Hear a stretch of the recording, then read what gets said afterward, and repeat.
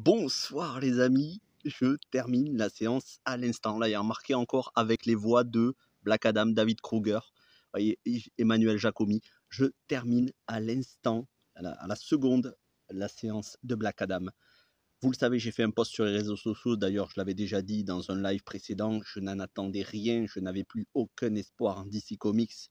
Mais ces derniers jours, ces dernières semaines, ça s'est accéléré avec Black Adam, avec Henry Cavill qui revient en Man of Steel. D'ailleurs, il a abandonné The Witcher justement pour s'investir beaucoup plus. Bon, c'est un mal pour un bien.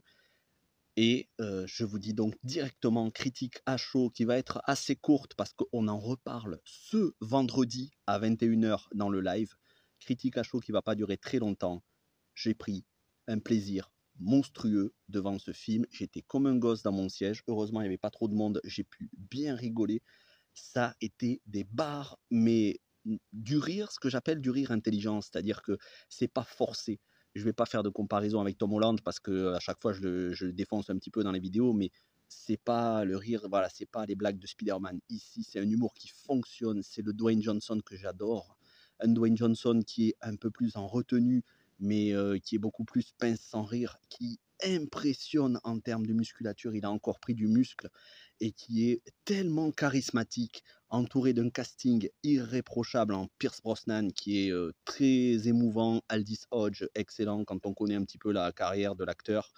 Moi, celle qui m'a surpris, c'est Sarah Chahi. Ça m'a fait très plaisir de la voir dans le film. Surtout qu'elle est excellente avec son petit faux air de Anne Hidalgo, mais contrairement à Anne Hidalgo, au moins Sarah Chahi, elle est intelligente. Enfin, tout respect pour Anne Hidalgo mis à part, mais voilà, c'est vrai qu'elle a une petite ressemblance avec Anne Hidalgo. Vous regardez une photo de Anne Hidalgo, la maire de Paris, vous regardez Sarah Chahi, les deux se ressemblaient. Bon voilà, sauf qu'il y en a une des deux qui est du charisme. Et donc, ça m'a fait tellement, tellement plaisir de voir le film. Il est géré de main de maître, les effets spéciaux sont excellents. C'est pas ce qu'il y a de plus réaliste, mais c'est normal, on est dans un film de super-héros. Les effets spéciaux sont excellents. La musique de Lorne Balfe est excellente aussi, peut-être un peu trop forte par rapport au film. C'est vrai que là, le son était à fond, mais le rythme, franchement, j'ai pas eu un seul instant un sentiment de longueur ou que ça patinait ou qu'on aurait pu enlever des choses. Au contraire, moi, ça aurait duré un quart d'heure de plus, j'étais content. Bon, après, il y a toujours le personnage de Amanda Waller, joué par Viola Davis, que je peux pas supporter. Bon, si on ne l'avait pas vu, ça aurait été mieux, mais on la voit très très peu.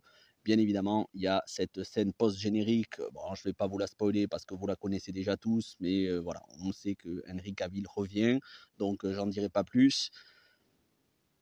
John Collet-Serra a fait un excellent boulot. John Collet-Serra, il a quand même réalisé un des meilleurs films de requins de ces dernières décennies, c'est-à-dire Instinct Survie, Shallow, mais aussi un des meilleurs, deux des meilleurs films de Liam Neeson de ces dernières années, Non-Stop, hein, dans l'avion, et Night Run en face à face avec Ed Harris.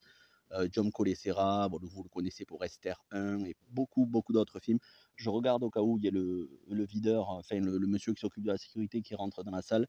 Donc je ne vais pas le faire trop long. Ce que je peux vous dire, c'est que au niveau de l'humour, c'est excellent, c'est ce que j'attendais, c'est sérieux, mais c'est pas trop sérieux. Mais à aucun moment l'humour décrédibilise les personnages. Même Noah Centineo, il est très bon, alors que pourtant j'en attendais pas grand-chose. Bon, après, il y a toujours ce petit côté, le gosse qui joue dans le film, ça fait un petit peu voilà, fanboy des super-héros, ça fait penser un peu à Shazam. Le gosse du film fait penser un peu à Shazam, mais ça va, c'est beaucoup moins désagréable. C'est moins tout public, parce que même s'il n'y a pas du sang, il y a quand même des scènes chocs avec des personnages qui se font découper, des coups de hache et tout, donc ça va, c'est un petit peu trash, mais juste assez pour un film de super-héros sans tomber non plus dans un déconseil au moins de 12 ans. Pour moi, il y a absolument tout ce qu'il faut pour nous faire un divertissement de qualité. Et quand je vois ce film, je reprends espoir dans le DC Comics Universe, puisqu'il ne faut plus l'appeler le DCEU maintenant, mais le DCU, DC Comics Universe. Et je me dis que les nouveaux patrons ont pris la bonne décision de maintenir la sortie de ce film. Si les prochains films, notamment Aquaman 2, pour le coup, celui-là, je l'attends parce que je suis fan du tout. Vraiment, je suis fan de Jason Momoa et du personnage d'Aquaman. Bah, je me dis que maintenant que on va avoir ce film-là, que The Flash, ils l'ont maintenu peut-être parce que le film est très bon, surtout qu'apparemment Ezra Miller a l'air de s'être fait un peu taper sur les doigts, il s'est calmé et qu'on a le retour de Henry Cavill et de Ben Affleck, hein, puisque Ben Affleck sera dans Aquaman 2, alors qu'il était censé ne plus être là. Bah, je me dis que peut-être ça réserve du très bon pour la suite. Pourquoi pas espérer un miracle avec le retour de Zack Snyder? On n'y est pas encore. Quoi qu'il en soit, j'espère voir un Black Adam 2. La Justice Society, très intéressant. Les personnages, beaucoup de complicité entre eux, ça marche bien l'esprit d'équipe. Le film est assez sombre quand même dans le ton parce qu'on parle de forces infernales, de forces divines contre des forces démoniaques. Donc c'est vrai que Sabak, le méchant du film, bon, c'est pas un spoiler, hein, tout le monde savait que c'était Sabak qui nous l'avait annoncé. C'est vrai qu'il est bien, il fait penser à Hellboy mais en beaucoup plus un peu flippant quand même. Donc c'est un excellent film de super-héros.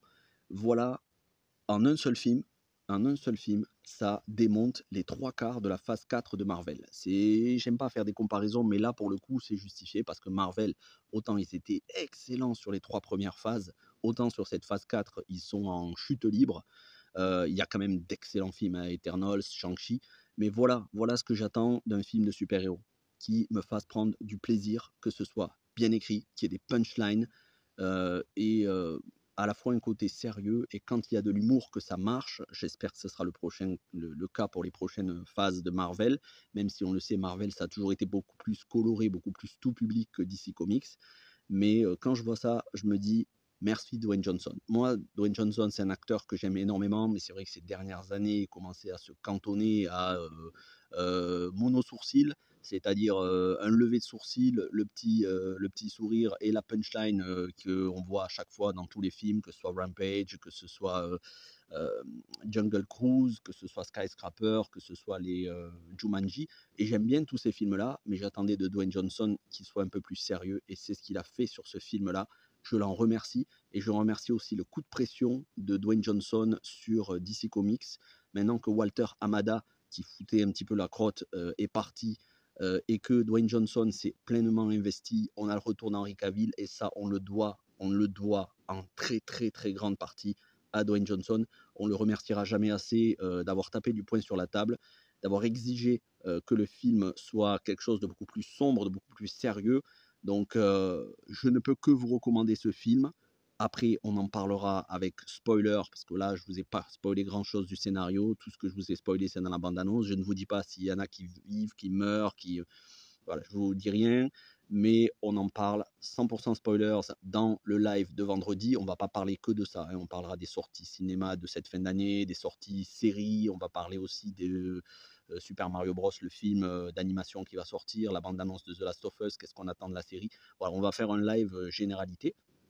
Mais voilà, vendredi, on pourra revenir en détail sur l'orientation que prend DC Comics. Et quand je vois ce film-là, honnêtement, je vous le dis, je reprends espoir. J'avais les yeux qui brillent. Et en ce moment, au cinéma, c'est pas trop ça. Donc voilà, je dois dire que là, je suis très, très, très enthousiaste. Si je pouvais le revoir une deuxième fois, je regarderais une deuxième fois. Après, à voir si j'ai le temps, de revoir une deuxième fois le film, parce qu'il y a aussi Black Panther 2 qui sort bientôt. En tout cas, je vous le recommande vraiment. J'espère que cette vidéo vous a plu. Quoi qu'il en soit, on se retrouve dans la semaine, là en live, mercredi. On va rattraper un peu du Andor Star Wars. Aujourd'hui, j'étais à la bourre. Je ne vous ai pas fait The Walking Dead. J'ai fait un post parce qu'aujourd'hui, j'avais beaucoup d'imprévus. Voiture en panne, changement de batterie. Ça a été très compliqué au dernier moment. Bref, cette semaine, on se retrouve pour des critiques de séries, vendredi pour le film d'Olivier Marchal, Overdose, qui sort sur Amazon Prime, et vendredi soir 21h pour un live actualité cinéma-série avec mes invités, bien évidemment. Passez une bonne nuit, portez-vous bien, et merci Dwayne Johnson. Merci énormément Dwayne Johnson. Et aussi Henry Cavill et les nouveaux patrons de DC Comics. Bonne soirée et bonne nuit.